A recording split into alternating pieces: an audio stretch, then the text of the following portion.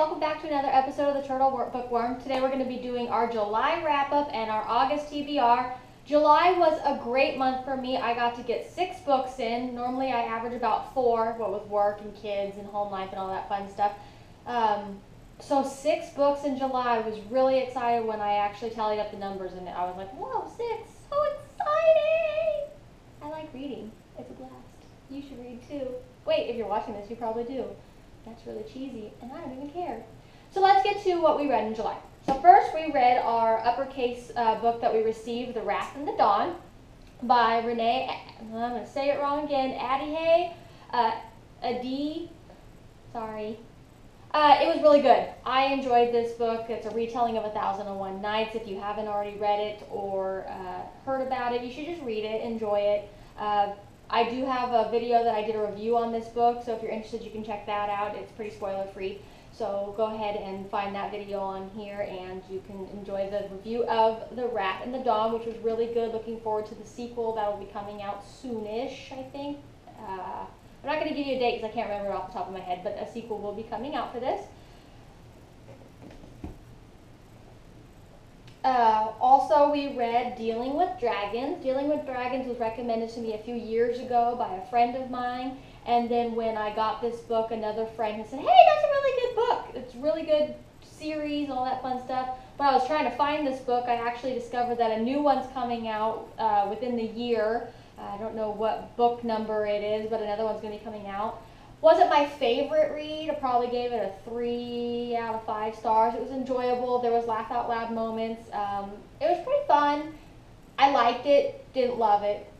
But it was worth the read. And I might at one point continue on with the series. Just at this point in time, I'm not too gung-ho about jumping into the whole full-blown series when there's so many other books that I'm really excited to read.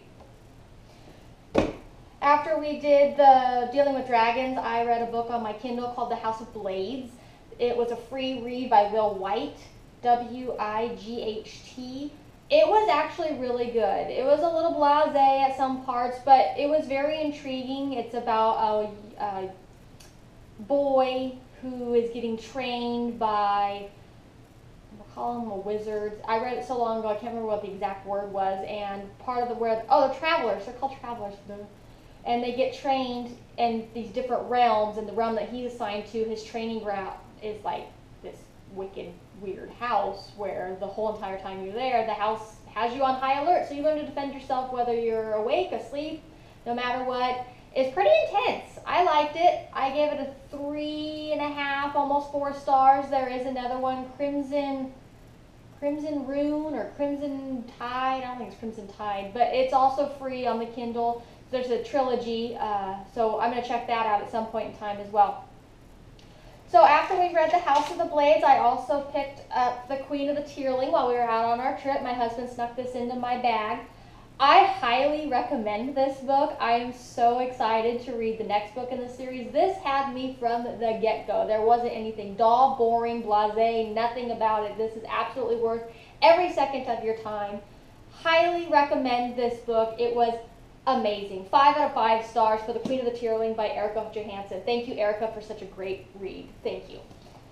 I also was able to read Alive. Alive is by Scott Sigler. A little background story on this situation here. So I wasn't too sure when I got this book, but the name sounded familiar. Scott Sigler. Who is that? Who is that? And that's when I noticed that my copy of Infected was missing, and then suddenly I became really obsessed with finding a copy of Infected. Nobody had my first edition hardbound, so sadly it's gone. My first edition hardbound book of Infected has vanished and it's just gone. But while on my trip, I found a softback version of Infected, so at least it's back on my shelf. And I did, it's the same guy, that's why I recognized his name. This was really good, but I'm not going to talk too much about it to respect the author's wishes. I was a little bit disappointed with it. I still enjoyed it immensely. 3.5 stars. I recommend reading it, especially if you're a Scott Sigler fan, because you won't be disappointed. Like, not sad disappointed, just like, oh, I felt like I was missing something. But I will read the rest of the trilogy, no doubt about it. I am looking forward to the rest of the trilogy. Just kind of felt like it was missing something. I don't know what it was yet. Maybe I'll figure it out and fill you in eventually, but I really did like it. It just just wasn't my favorite. It didn't really wow me like I thought it was going to, and it's probably because I had so many high expectations going into it. So it could be if I had read it at a different point in my life, I would have loved it.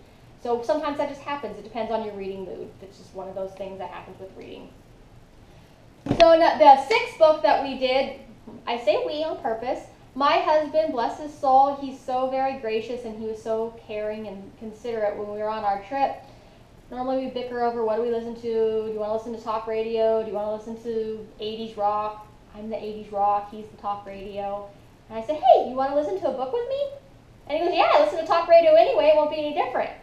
And we both really loved Frey. Frey is about a girl who discovers she has these abilities and she's learning to use them. And it was really awesome. I liked the characters. I liked sharing the moment with my husband. I think that was probably one of my favorite parts. The book itself is available for free, and then I whisper synced it for $1.99. So you can't beat the price. It's definitely worth it. I will check out the rest of the series. Again, it's Frey by Melissa Wright, W-R-I-G-H-T. Very good read. So let's get on to what we're going to be reading in August. Started this morning, Finding Audrey by Sophie Kinsley. Very excited to read this book. Sorry I didn't put the book jacket on it before I did my video. It just dawned on me, but that's okay. The cover's normally blue and it's got a girl on it with sunglasses. I don't know a whole lot about this book. I like reading, not knowing, because it's my favorite thing to do. I like to be surprised. I like the thrill. After I'm done reading that, I picked up a book for free on my Kindle. It is called Broken Lines. I'll get you a copy of the cover here. Broken Lines, I don't know if the glare's too bad on that or what the deal is, but Broken Lines is about, from what I understand, all the power is gone and it's people learning to function and rebuild in the society where there's no power, and how do they deal with that? What do they do? So I like those kind of books. I love apocalypse. I love watching people deal without power and how they learn to survive when you take away all the commodities that they've lived with their whole lives and they don't know any different. So I really like seeing how people function in those kind of environments. So I'm excited to check that book out. Then we're going to read the sequel to Queen of the Tearling, The Invasion of the Tearling. I wanted to read this right away, but I made myself wait. I'm going to wait because waiting is the half the fun, and savor it just a little bit longer. So I'm very excited. We'll do a review on this when I'm finished with it. The Invasion of the Tearling by Erica Johansson. And lastly on my list for August is An Ember in the Ashes by Sabaa Tahir. This has been on my to-be-read list for quite some time. I didn't do the jar this time because there were so many books like, I want to read that, I want to read that. So this time I skipped the jar. So next month I think what I'll do is pull at least one book out of the jar for September. Also in September, my girlfriend and I decided that we wanted to do once a quarter, we read a book and then watch the movie that's out. So for September, we're going to do Me, Earl, and the Dying Girl. So thanks, Ape, for that. I'm excited to do that with you in September. But until then, those are the books on my TBR for August. I hope you had a great reading month in July, and I hope that you have a fantastic TBR going on in August and you enjoy all the books that you're going to be reading. Until that time comes where we meet again and we talk more books, keep on reading and cheers.